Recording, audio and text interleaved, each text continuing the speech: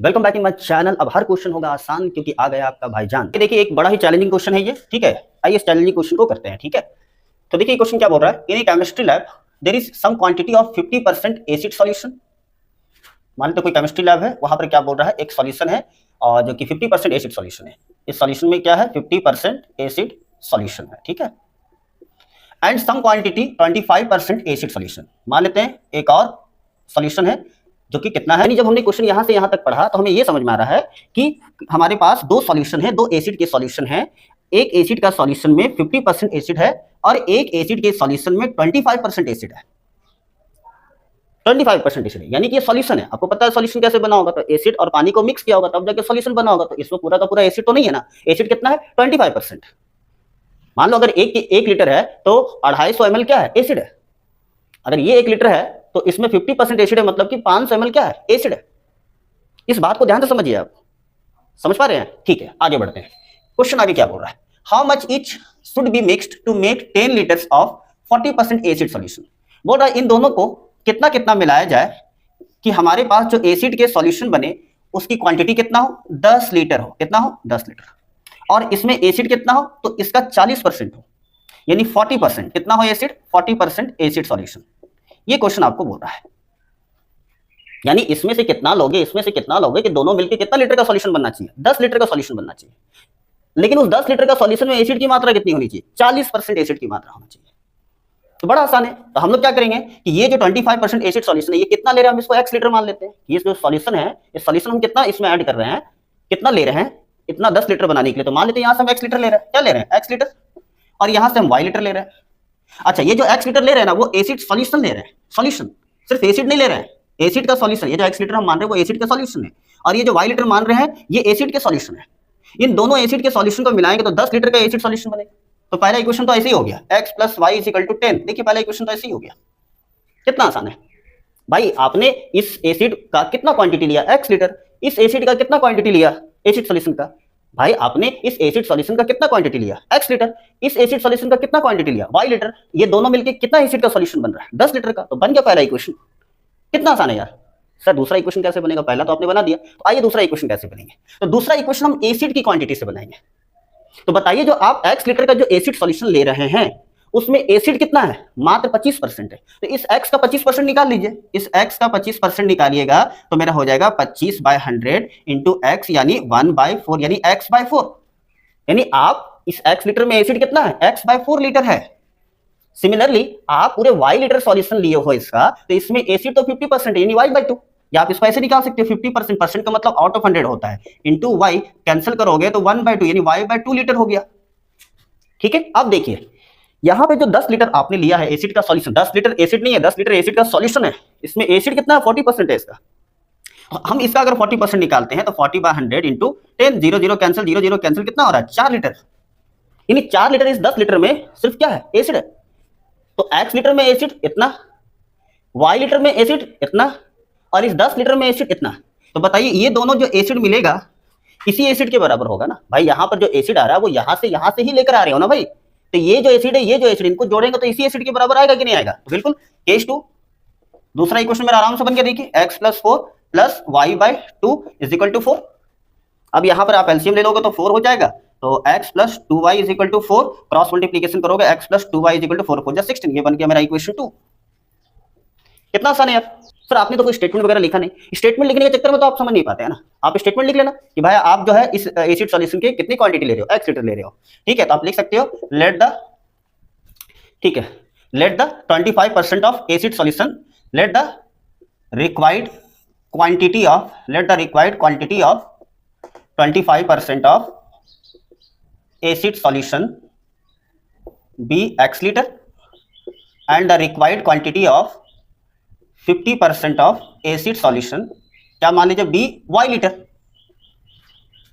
Case 1 बोलकर आप ये इक्वेशन बना दीजिए, केस 2 बोल के आप ये इक्वेशन बना दीजिए। समझ में आ रहा है कि नहीं आ रहा है। अब इन दोनों इक्वेशन को आप सॉल्व कर दीजिएगा तो बन जाएगा। एलिमिनेशन मेथड से आप बना ही सकते हैं, कितने सारे क्वेश्चंस बनाए एलिमिनेशन मेथड से। सही। आइए देखते हैं सीबीएसई का काफी फेवरेट क्वेश्चन है, कई बार ये पीवाईक्यूज रह चुका है और इस क्वेश्चन को 2 मार्क्स में पूछ दी जाती है। ठीक है, तो आइए इस क्वेश्चन को हम लोग करते हैं बहुत ही आसान तरीके से। ठीक है, तो क्वेश्चन क्या बोल रहा था, sum of the 2 number is 8। 2 number को जोड़ के कितना हो रहा है, 8। तो मान लेते हैं पहला नंबर को let the first number let the first number be x मान लेते हैं and the second number be y मान लेते हैं, ठीक है। तो केस 1 में क्या बोल रहा है, देखिए पहला सिचुएशन क्या बोल रहा है, दोनों नंबर का सम कितना है, x plus y is equal to 8। अगर दोनों नंबर का डिफरेंस बोलता है तो एक को ग्रेटर नंबर मानते हैं, एक को स्मॉलर नंबर मानते हैं। फिर अगर ग्रेटर नंबर x को मानते हैं तो x माइनस वाई 8 हो जाता है। क्लियर है। दूसरा देखिए, दूसरा आगे देखते हैं। The sum of their reciprocal is 8/15। वो the sum of their reciprocal, इन्हीं दोनों नंबर की बात कर रहा है। इन दोनों नंबर की क्या चीज की बात कर रहा है, रेसिप्रोकल का। यहां से पढ़िए, सम ऑफ देयर रेसिप्रोकल, इसका ट्रांसलेशन पीछे से कीजिए। यानी पहले रेसिप्रोकल करेंगे, उसके बाद क्या करेंगे, सम। तो इनका रेसिप्रोकल की जा रही है। तो इनका रेसिप्रोकल का मतलब क्या होता है, उल्टा कर दो यार इसको। जैसे x का रेसिप्रोकल क्या होगा, 1/x, और y का रेसिप्रोकल क्या होगा, 1/y। तो इन दोनों के रेसिप्रोकल का सम। तो दोनों का रेसिप्रोकल पहले करेंगे, फिर क्या करेंगे, सम कर देंगे। समझ में आ रहा है कि नहीं आ रहा, देखिए दोनों का रेसिप्रोकल किए फिर सम कर दिए। कितना आ रहा है देखिए, तो 8/15।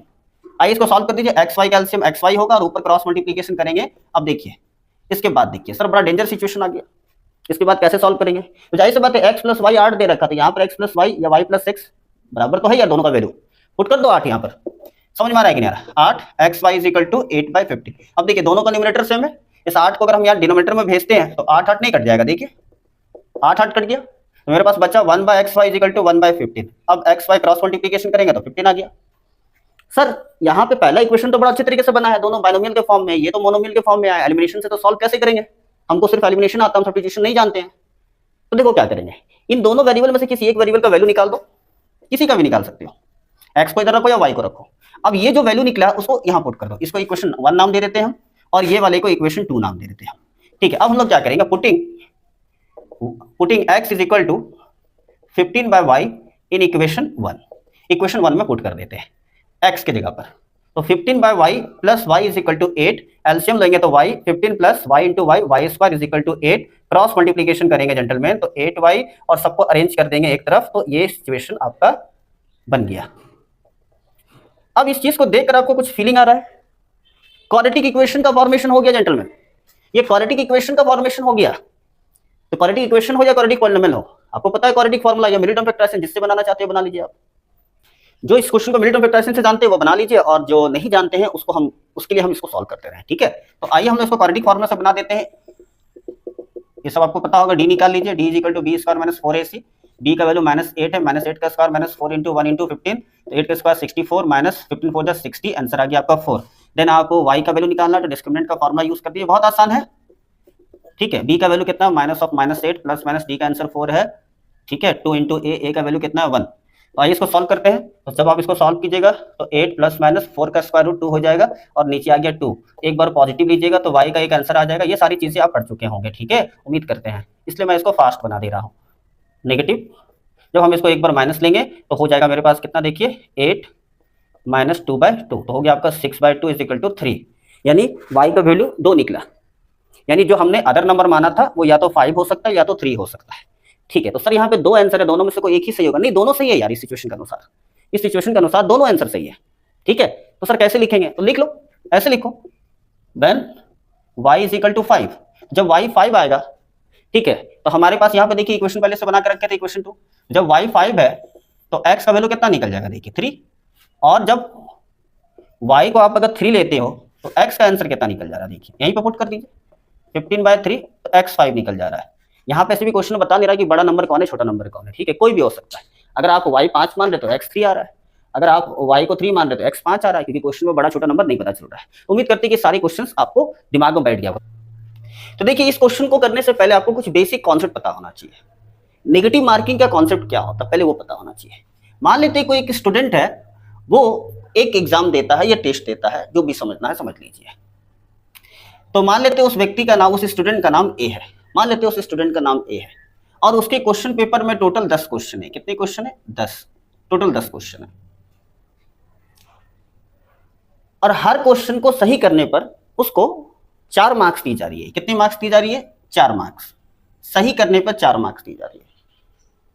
और अगर वो वो गलत करता अगर किसी क्वेश्चन को, तो उसके लिए उसको क्या कटेगा, 1 मार्क्स कटेगा। यानी किसी क्वेश्चन को अगर वो गलत करता है तो उसका कितना मार्क्स कटेगा, 1 मार्क्स कटेगा। और किसी क्वेश्चन को अगर वो सही करता है तो उसके लिए उसको 4 मार्क्स दी जाएगी। और जो ए नाम का स्टूडेंट है, उसने ये 10 का 10 क्वेश्चन अटेम्प्ट किया है। तो अगर मान लेते हैं कि वो ए स्टूडेंट जो है इसमें से 4 क्वेश्चन ही उसने सही किया, बाकी 6 क्वेश्चन उसने क्या कर दिया, गलत कर दिया। क्या कर दिया उसने, गलत कर दिया। तो आइए देखते हैं कि उस ए स्टूडेंट ने कितने मार्क्स को सिक्योर किया, कितने मार्क्स को लाया है। तो आइए देखते हैं। तो हर क्वेश्चन सही करने पे 4 मार्क्स दी जा रही है, तो 4 क्वेश्चन उसने सही किया तो 4 4 16, 16 मार्क्स। और बाकी जो 6 क्वेश्चन है, बाकी जो 6 क्वेश्चन उसके मार्क्स तो उसको नहीं मिलेगा, जाहिर सी बात है। जो क्वेश्चन गलत किया उसके लिए मार्क्स उसको कैसे मिल सकता है, उसने गलत कर दिया। लेकिन अब पनिशमेंट मिलेगा कि भाई आपने गलत क्यों किया, आपने अटेम्प्ट करके गलत क्यों किया, उसके लिए पनिशमेंट के लिए ये 1 मार्क्स दे रखा है। इसी को नेगेटिव मार्किंग बोलते हैं। अब क्या होगा, जो 6 क्वेश्चन उसने गलत किया तो एक क्वेश्चन के लिए 1 मार्क्स, तो 6 क्वेश्चन के लिए 6 मार्क्स। 6 मार्क्स कटेंगे उसका, किससे कटेंगे सर, अरे ये जो सही लाया है, जो क्वेश्चन को सही किया है, जितना मार्क्स लाया उससे कटेगा 6 मार्क्स। इससे कटेगा भाई कितना हुआ, 10 मार्क्स। जो सरकारी एग्जाम्स वगैरह होते हैं जिसमें ऑब्जेक्टिव वगैरह क्वेश्चन होते हैं तो उसमें नेगेटिव मार्क्स का कॉन्सेप्ट रहता है। यानी जो क्वेश्चन आपको नहीं आता है मत अटेम्प्ट कीजिए, जो क्वेश्चन आपको नहीं आ रहा है उसको अटेम्प्ट करना ही नहीं है। अगर अटेम्प्ट कर लेते हैं तो फिर आपको जो है ये नेगेटिव मार्किंग लागू हो जाएगा आप पे। नहीं अटेम्प्ट करते तो कोई दिक्कत है, नेगेटिव मार्किंग लागू नहीं होगा आप पे। लेकिन अटेम्प्ट करके आप गलत कर दिए तो आप पे ये नेगेटिव मार्किंग का कॉन्सेप्ट लग जाएगा। तो ये जो क्वेश्चन है वो इसी कॉन्सेप्ट पे बेस्ड है। अगर आप इसको समझ गए हैं तो इसको आसानी से समझ जाओगे। तो आइए क्वेश्चन पढ़ते हैं क्या बोल रहा है। तारा स्कोर्ड 40 मार्क्स, यानी तारा ने कितने मार्क्स को लाया, देखिए तारा ने 40 मार्क्स लाया। ठीक है, तारा ने 40 मार्क्स कैसे लाया, getting 3 marks for each right answer, यानी हर करेक्ट आंसर के लिए उसको कितना मार्क्स मिल रहा है, 3 मार्क्स मिल रहा है। And losing 1 for each wrong answer, और जिस क्वेश्चन को वो अटेम्प्ट करके गलत कर दे रही है उसके लिए उससे 1 मार्क्स काटा जा रहा है। इस तरीके से वो 40 मार्क्स लेकर आई है। यानी जो क्वेश्चन वो सही कर रही है उसके लिए 3 नंबर दिया जा रहा है, और जो क्वेश्चन वो गलत कर रही है उसके लिए 1 मार्क्स काटा जा रहा है। इस तरीके से वो टोटल कितना मार्क्स रखी है, 40 मार्क्स रखी है। ठीक है, पहला केस, पहला सिचुएशन। ठीक है, अब क्या बोला जा रहा है, had 4 marks been awarded for each correct answer. अब सिचुएशन ऐसा बोल रहा है कि अगर उसको हर सही आंसर के लिए अगर 4 मार्क्स दिया होता है and 2 marks been deducted from each wrong answer, और हर गलत आंसर के लिए अब कितने मार्क्स काटे जा रहे हैं, 2 मार्क्स काटे जा रहे हैं, तो तारा वुड हैव स्कोर्ड 50 मार्क्स। तो तारा का टोटल मार्क्स कितना हो जाता है, 50। यानी 2 सिचुएशन दे रखा है। ठीक है, अब आगे देखिए कंडीशन क्या बोल रहा है, assuming that Tara attempt all question, Tara ने सभी क्वेश्चन को अटेम्प्ट किया है। ठीक है, find the total number of questions in a set, यानी जो क्वेश्चन पेपर उसको दे रखा उसमें टोटल नंबर ऑफ क्वेश्चन कितना है वो आपको निकालना है। तो देखिए हम लोग क्या करेंगे, हम लोग यहाँ पर क्या मान लेते हैं कि जितनी क्वेश्चन उसने सही किया है उसको हम लोग x मान लेते हैं, और जो क्वेश्चन उसने गलत किया उसको हम लोग y मान लेते हैं, क्योंकि टोटल क्वेश्चन उसने अटेम्प्ट किया है ना भाई। तो जो सही किया उसने x मान लो, जो गलत किया उसमें y मान लो। अगर ये दोनों पता चल गया तो आप टोटल नंबर ऑफ क्वेश्चन नहीं निकाल दोगे, दोनों को जोड़ देंगे तो निकल जाएगा। जितना क्वेश्चन उसने सही किया है, जितना क्वेश्चन उसने गलत किया, दोनों को जोड़ देंगे तो टोटल क्वेश्चन निकल जाएगा। समझ में आ रहा है कि नहीं आ रहा है? तो आइए इस क्वेश्चन को बनाते हैं। तो हम लोग मान लेते हैं let the number of right answer, let the number of right answer be x and the number of wrong answer be y। सही आंसर को x मान लेते हैं और राइट आंसर को, सही आंसर को हम लोग x मान लेते हैं और गलत आंसर को y मान लेते हैं। ठीक है, आगे देखते हैं। अब हम लोग केस बनाते हैं, केस 1। केस 1 में क्या बोल रहा है, Tara scored 40 marks in a test getting 3 marks for each right answer and losing 1 mark for each wrong answer। ये स्टोरी आपको लिखना पड़ेगा। ठीक है, अब देखिए, अब मेरे को बताइए तारा कितना मार्क्स लाई है, 40 मार्क्स लेकर आई है। ठीक है, अच्छा हर सही आंसर के लिए उसको कितना मार्क्स मिल रहा है, देखिए 3 मार्क्स मिल रहा है, और हर गलत आंसर के लिए उसका 1 मार्क्स कट जा रहा है। तो आइए देखते हैं कि उसने जो क्वेश्चन सही किया है उसका कितना नंबर उसको आया। तो उसने सही क्वेश्चन कितना किया, x, सही क्वेश्चन उसने कितना किया x, और हर एक के लिए कितना मार्क्स दिया जा रहा है, जो सही क्वेश्चन उसके लिए मार्क्स कितना दिया जा रहा है, 3। तो 3 इंटू एक्स मल्टीप्लाई कर देंगे तो टोटल मार्क्स निकल जाएगा जो उसने सही किया है। तो 3 इंटू एक्स 3x। अब देखिए उसने गलत कितना क्वेश्चन किया है, y, और हर एक के लिए कितना मार्क्स कट रहा है, 1 के लिए कट रहा है। तो y क्वेश्चन उसने गलत किया है, 1 मार्क्स कट रहा है, तो y इंटू 1 y, यानी ये टोटल मार्क्स हो जाएगा जो उसके सही मार्क्स से कटेगा, minus y is equal to total दोनों को माइनस करके आंसर कितना होगा 40, क्योंकि वो 40 मार्क्स लेकर आई है। ये रहा उसका सही मार्क्स, ये रहा उसका गलत मार्क्स, जो कि माइनस करेंगे इससे तब जाके 40 आएगा, क्योंकि नेगेटिव मार्किंग कॉन्सेप्ट है। जितना वो नंबर लाता है उससे उसको माइनस करना पड़ता है, आपको हम बता चुके अभी। ठीक है, तो ये देखिए मेरा इक्वेशन 1 बन जाएगा। फिर हम लोग केस 2 बनाएंगे। केस 2 भी बहुत आसान है। ठीक है, अब केस 2 में क्या बोला जा रहा है देखिए, तो had 4 marks been awarded for each correct answer and 2 marks been be deducted for each wrong answer। अब देखिए यहां पर इक्वेशन क्या बन जाएंगे। अब देखिए जो वो क्वेश्चन सही किया है उसके लिए उसको क्या मिल रहा है, 4 मार्क्स।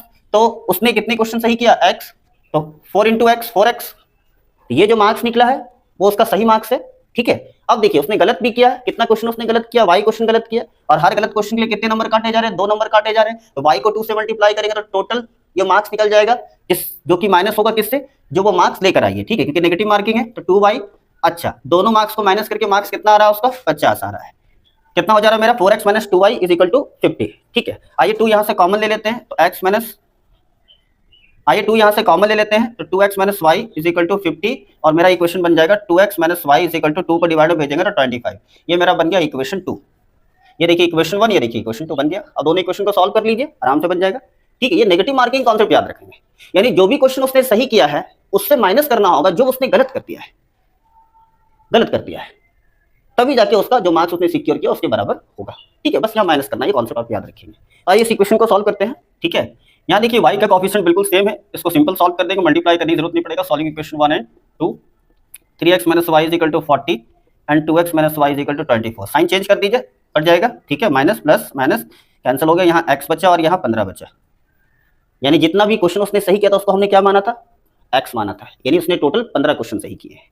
ठीक है, अब कितने क्वेश्चन उसने गलत किया इसको पुट कर देंगे, x इक्वल टू 15 को इक्वेशन 1 या 2 में कहीं भी पुट कर दो तो निकल जाएगा इक्वेशन 1। तो 3 into 15 minus y is equal to 45 minus y is equal to 40, y को उधर भेज दो, तो 45 minus 40 is equal to y, यानी 5 क्वेश्चन उसने क्या कर दिया, गलत कर दिया। तो टोटल नंबर ऑफ क्वेश्चन कितना हो गया देखिए, तो total number of questions in set में कितना क्वेश्चन हो गया, दोनों को जोड़ लीजिए, 15 प्लस 5, यानी टोटल क्वेश्चन कितने थे, 20 क्वेश्चन थे, जिसमें से उसने 15 क्वेश्चन को सही किया था और 5 क्वेश्चन को गलत कर दिया। आइए देखिए काफी इंपॉर्टेंट क्वेश्चन है ये। ठीक है, इस बार सीबीएसई 2026 में आ चुका है ये क्वेश्चन। आइए देखिए क्वेश्चन को कैसे बनेगा। तो बोल रहा है in class test Veer scored 6 more than twice as many marks as Kevin scored. यानी ये बोलना चाह रहा है कि जो वीर है वो 6 मार्क्स ज्यादा लेकर आ रहा है। किससे ज्यादा लेकर आ रहा है, केविन जितना मार्क्स लाया है उसके दुगना से। यानी केविन जितना भी नंबर लाया है उसको डबल कीजिए, फिर उसमें 6 मार्क्स जोड़िए, तब जाके वो मार्क्स किसका होगा, वीर का होगा। तो आइए हम लोग इसको मान लेते हैं, तो हम लोग मान लेते हैं let the marks scored by Veer be x and the marks scored by Kevin be y. आइए हम लोग मान लेते हैं let the marks scored by Veer be x and the marks scored by the Kevin be y. अब देखिए case 1 situation क्या बन रहा है, पहला वाला सिचुएशन को इक्वेशन में कन्वर्ट कर देंगे। वीर स्कोर्ड 6 मार्क्स मोर, यानी वीर scored 6 more marks than twice as many marks as Kevin scored। तो देखिए यहां से इक्वेशन क्या बन जाएगा, किसकी बात कर रहा है, वीर की बात कर रहा है, वीर के मार्क्स की बात करता है। वीर का मार्क्स कितना है, x। वीर का मार्क्स के बारे में बताया जा रहा है, क्या बताया जा रहा है, 6 मार्क्स ज्यादा है प्लस 6, किससे ज्यादा है, तो दुगना से। किसके दुगना से, तो केविन का मार्क्स को y माने हो, तो x is equal to 2y plus 6। देखिए कितना आसानी से इक्वेशन बन गया। आसान क्वेश्चन है, इसमें ज्यादा एक्सप्लेनेशन की जरूरत नहीं है, आराम से बन जाएगा। ठीक, आइए केस 2 देख लेते हैं। केस 2 यहां से बना रहा, देखिए if one of them had scored 4 more marks, ठीक है, then their total score would have been 40। अब देखिए यहां पे बोल रहा है कि अगर केस 2 क्या बोल रहा है कि अगर दोनों में से कोई भी 4 मार्क्स ज्यादा लेकर आता है तो दोनों का टोटल मार्क्स को जोड़ेंगे तो 40 होगा। कोई भी लेकर अगर आ जाता है तो किसी को भी बढ़ा देते हैं। आइए तो हम लोग मान लेते हैं वीर को मार्क्स इंक्रीज कर देते हैं, तो हम लोग क्या कहते हैं, वीर का मार्क्स को ही बढ़ा देते हैं। ठीक है, तो मार्क्स ऑफ वीर के मार्क्स को हम लोग लिख देते हैं 4x प्लस 4। वीर का मार्क्स को क्या माने थे, x, अब उसका मार्क्स को हम, मार्क्स ऑफ केविन वही रहने दीजिए, मार्क्स ऑफ केविन केविन के मार्क्स को आप वाई ही रहने दीजिए। किसके मार्क्स को हम बढ़ा दिए यहाँ पर देखिए, वीर के मार्क्स को बढ़ा दिए और केविन के मार्क्स को वैसे ही छोड़ दिए। ठीक है, अब बोला इन दोनों के मार्क्स को जोड़ेंगे तो कितना आएगा 40, यानी x + 4 + y = 40। किसी के मार्क्स को बढ़ाओगे तो यही इक्वेशन आने वाला है। ठीक है, कोई दिक्कत नहीं है। तो x + y = 40 - 4 and x + y = 36, ये बन गया मेरा इक्वेशन 2। सिंपल है। यानी वीर के मार्क्स को पहला इक्वेशन में क्या था, वीर के मार्क्स को केविन के मार्क्स से कंपेयर किया गया था। बहुत आसान कंपैरिजन था, आप बना सकते हो। और दूसरा इक्वेशन तो बहुत ही आसान था यार, दोनों में से किसी एक का मार्क्स 4 ज्यादा था, दोनों को जोड़ेंगे तो फिर आपका आ जाएगा। ठीक है, क्लियर है। आइए दोनों इक्वेशन को सॉल्व कर देते हैं। आइए, दोनों इक्वेशन तो बन चुका है। देखिए दोनों में x का कोएफिशिएंट सेम है तो आराम से एलिमिनेशन मेथड से सॉल्व हो जाएगा। सॉल्विंग इक्वेशन 1 and 2, तो x - 2y = 6 and x + y = 36। x sign change कर देते हैं, यहाँ हो जाएगा -3y, यहाँ हो जाएगा आपका और -30। देन y = कितना हो जाएगा, -30 - 3 डिवाइड होगा तो ओनली 10 आ जाएगा। ठीक है, y का वैल्यू 10 निकल गया। अब इसको पुट कर देंगे इक्वेशन 1 में। पुटिंग y = 10 इन इक्वेशन 1 या 2 में पुट कर देते हैं तो x + 10 = 36 एंड x = 36 - 10 वी गेट 26। x का वैल्यू कितना निकल गया 26। x इसका मार्क्स को माने तो वीर का मार्क्स 26 है और जो केविन का मार्क्स कितना निकल गया 10 हो गया। अब ये क्वेश्चन क्या बोल रहा है देखिए, the length of a rectangle, यानी ये क्वेश्चन को रेक्टेंगल पर डिजाइन किया गया है। ठीक है, रेक्टेंगल आप सभी लोग जानते हो, कई साइड्स इक्वल होते हैं, पैरेलल होते हैं। ठीक है, ठीक है। तो the length of a rectangle is reduced bye 5 centimetre. बोल रहा है कि रेक्टेंगल का लेंथ को आपने क्या किया, केस 1 में क्या बताया जा रहा है कि रेक्टेंगल का लेंथ जो था, अच्छा यहाँ पर रेक्टेंगल का लेंथ को घटाया जा रहा है and it's breath is increased by 2 centimetre, यानी लेंथ को घटा रहा है और ब्रेथ को बढ़ा रहा है। तो लेंथ को मान लेते हैं x और ब्रेथ को मान लेते हैं y, यानी जो गिवन रेक्टेंगल है उसका ओरिजिनल लेंथ x मान लेते हैं, ओरिजिनल ब्रेथ y मान लेते हैं, तभी तो उससे घटा रहा है ना। ठीक है, तो देखिए यहाँ पर लेंथ को क्या की जा रही है, लेंथ को घटाने की बात की जा रही है और ब्रेथ को बढ़ाने की बात की जा रही है। तो लेंथ को कितने से घटा रहा है 5 सेंटीमीटर से और ब्रेथ को कितने से बढ़ा रहा है 2 सेंटीमीटर से।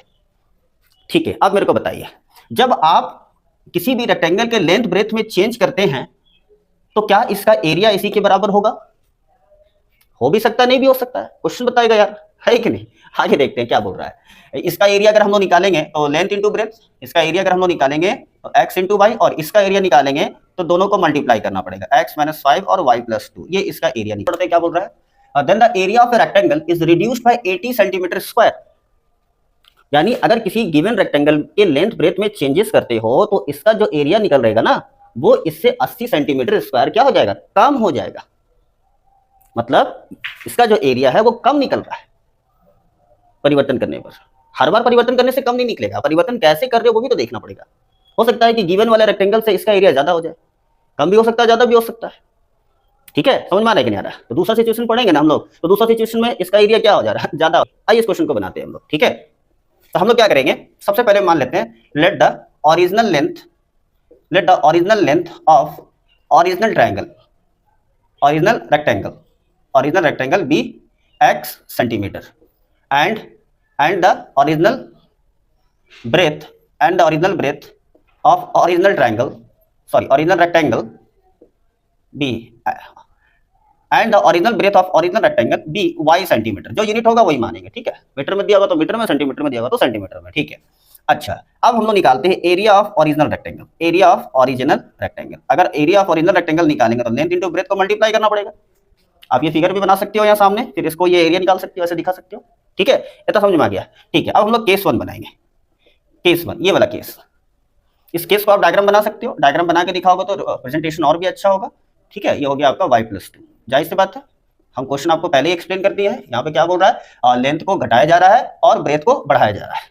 तो लेंथ को हमने घटा दिया, ब्रेथ को बढ़ा दिया। ठीक है, तो देखिए अब हम लोग लिखेंगे न्यू लेंथ ऑफ रेक्टेंगल कितना आ गया हमारा, देखिए न्यू लेंथ आ गया मेरे पास x - 5 centimetre and new breadth कितना आ गया हमारे पास, देखिए न्यू ब्रेथ हमारे पास आ गया और y + 2। अब इन दोनों को मल्टीप्लाई करेंगे तो एरिया निकल जाएगा। तो area of new rectangle area of new rectangle कितना हो जाएगा, दोनों को मल्टीप्लाई कर देंगे तो x - 5 and y + 2, length into breadth, तो न्यू रेक्टेंगल का एरिया निकल जाएगा। अब मेरे को बताइए, कंपेयर कर देंगे क्योंकि पुराना रेक्टेंगल का एरिया इतना है और नया रेक्टेंगल का एरिया कितना निकाले, इतना निकाले। क्या दोनों बराबर है, नहीं बराबर है, क्योंकि दोनों के बीच में कितना डिफरेंस दे रखा 80 सेंटीमीटर। दोनों के बीच का डिफरेंस कितना हो जाएगा 80 सेंटीमीटर स्क्वायर। तो अब देखिए अकॉर्डिंग टू क्वेश्चन के अनुसार बात को समझिए। अच्छा कौन सा एरिया बड़ा है, तो ओरिजिनल एरिया रेक्टेंगल का बड़ा था और ये छोटा है, तो हम पहले बड़े को लिखेंगे, बड़ा माइनस छोटा, इसको ब्रैकेट में लिखेंगे। ठीक है, क्योंकि साइन चेंज होगा, इसको ब्रैकेट में लिखेंगे क्योंकि साइन चेंज होने वाला है। ठीक है, आगे देखिए इन दोनों के बीच में डिफरेंस कितना दे रखा है 80 का। ये समझ में आया आपको। ओरिजिनल एरिया नया एरिया के बीच में डिफरेंस कितने का 80। ध्यान में रखेंगे क्योंकि माइनस लगाएंगे, क्योंकि यहाँ पे दो बाइनोमियल मल्टीप्लाई होगा, यहाँ माइनस लगा तो सबका साइन चेंज करना पड़ेगा जो भी आंसर आएगा। ठीक है, आइए इसको सॉल्व कर देते हैं। तो x y minus x into y, x y 2x minus 5y minus 10 is equal to 80। अब देखिए x y minus 2x minus minus plus 5y और minus minus plus 10 is equal to 80। अब देखिए दोनों कैंसिल हो गया, यहाँ बचा minus 2x plus 5y is equal to 80। 10 उधर जाकर माइनस हो जाएगा तो 70। इक्वेशन 1 मेरा तैयार हो। आइए देखते हैं केस 2 क्या बोल रहा है। केस 2 ये बोल रहा है कि if we increase the length by 10 centimetre and decrease the breadth is 5 centimetre then it's area will increase by 50 centimetre square. ठीक है, जाहिर सी बात है लेंथ को बढ़ा रहा है और ब्रेथ को घटा रहा है। जैसे कि देखिए x प्लस 10 और ब्रेथ को घटा दिया 5 से y माइनस 5, तो इस रेक्टेंगल जो न्यू रेक्टेंगल उसका एरिया कितना निकल जाएगा। देखिए दोनों को मल्टीप्लाई कर देंगे। अब अकॉर्डिंग टू क्वेश्चन के अनुसार डाटा हमारे पास क्या आएगा देखिए। अब देखिए अकॉर्डिंग टू क्वेश्चन इक्वेशन बना देते हैं कि ये जो नया रेक्टेंगल का एरिया निकल रहा है वो गिवन वाले रेक्टेंगल से क्या निकल रहा है, ज्यादा निकल रहा है। कहां बोल रहा है देखिए क्वेश्चन में बोल रहा है, देख रहे हैं इंक्रीज बाय 50 सेंटीमीटर स्क्वायर। बढ़े या घटे लेकिन डिफरेंस तो 50 ही रहेगा ना भाई, एक बढ़ रहा है दूसरा घट रहा है तो डिफरेंस तो 50 ही हुआ ना। तो इस बार एरिया ये बड़ा है गिवन रेक्टेंगल के एरिया से, जो न्यू रेक्टेंगल है उसका एरिया बड़ा है, इसलिए उसका एरिया को पहले लिखेंगे और फिर गिवन रेक्टेंगल के एरिया दोनों को माइनस करके 50। आइए इसको सॉल्व कर देते हैं। तो x into y x y minus 5x plus 10y minus 50 minus x y is equal to 50। ठीक है, अब plus x y minus x y cancel हो जाएगा। Minus 5x plus 10y is equal to 50 minus 50 जाकर उधर 50 हो जाएगा, minus 50 उधर जाकर पॉजिटिव होकर कितना आंसर आ जाएगा देखिए 100 और इधर आ गया minus 5x plus 10y is equal to 100। 5 को कॉमन ले लेंगे तो माइनस x प्लस 2y और 5 को डिवाइड में भेजेंगे तो 100, जब 5 से डिवाइड होगा तो 5 टू 10 20 हो जाएगा। ये मेरा इक्वेशन 2 बन गया। आइए देखते हैं इक्वेशन तो बन चुका है, इसको सॉल्व कर देते हैं। सॉल्व करने के लिए देखिए यहाँ x का कोएफिशिएंट 2 है, यहाँ x का कोएफिशिएंट 1 है, तो दोनों इसको 2 से मल्टीप्लाई कर देते हैं इक्वेशन 2 को, तो दोनों का कोएफिशिएंट सेम हो जाएगा। ठीक है, तो मल्टीप्लाइंग बाय 2 इन इक्वेशन 2, तो 2 से मल्टीप्लाई करेंगे 2x 4y is equal to 40। ये मेरा बन गया इक्वेशन 3। अब इक्वेशन 1 और 3 को सॉल्व कर दीजिए। सॉल्विंग इक्वेशन 1 एंड 3, तो minus 2x plus 5y is equal to 70 और मेरा हो गया minus 2x plus 4y is equal to 40। ठीक है, साइन चेंज कर देते हैं नीचे, क्योंकि दोनों में देखिए जो 2x है वो दोनों का सेम साइन है, तो साइन को चेंज कर दे रहे हैं। ठीक है, तो ये कैंसिल हो जाएगा, तो यहाँ पर y इज इक्वल टू कितना आ जाएगा 30, यानी y इज इक्वल टू कितना आ गया 30, यानी ब्रेथ कितना आ गया, जो गिवन रेक्टेंगल था ओरिजिनल रेक्टेंगल का ब्रेथ मेरा 30 सेंटीमीटर आ गया। ठीक है, अब लेंथ भी निकालना है तो इसको इक्वेशन 1 या 2 कहीं भी पुट कर दीजिए। ठीक है, तो putting y is equal to 30 in equation 2 में पुट कर देते हैं हम लोग। ठीक है, आसान है ये। Minus 2x 2 into 30 is equal to 20, तो माइनस x 2 30 जा 60 is equal to 20 and minus x is equal to 20 minus 60 and x is equal to minus 40 and x is equal to 40, क्योंकि यहाँ माइनस कैंसिल हो जाएगा तो x 40 आ गया। यानी कि लेंथ कितना निकल गया मेरा, लेंथ मेरा 40 सेंटीमीटर निकल गया और ब्रेथ मेरा 30 सेंटीमीटर निकल गया। लास्ट में लिख देंगे therefore the required length is 40 centimetre and the required breadth is 30 centimetre.